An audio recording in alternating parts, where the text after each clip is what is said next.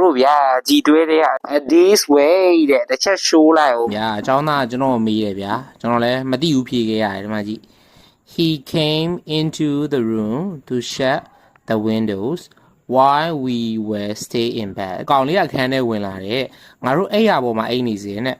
ပြဘာတူလဲဆရာတဲ့ကျွန်တော်စဉ်းစားရတယ်ပေါ့နော်ကျွန်တော်ပြောလိုက်တယ်ပေါ့ဒါသူ့ရဲ့အဖေနဲ့အမေဖြစ်မယ်လို့ဒါဆိုရင်တဲ့ခလေးကကျွန်တော်ပြန်မိတယ်သူ့ဖေကပဲခလေးကိုစိတ်ပူတာလားတဲ့သူ့အမေကစိတ်မပူဘူးလားတဲ့ဘာလို့သူ့အမေကတခွန်းမဝေမပြောတာလဲဒီ conversation မှာကျွန်တော်လည်း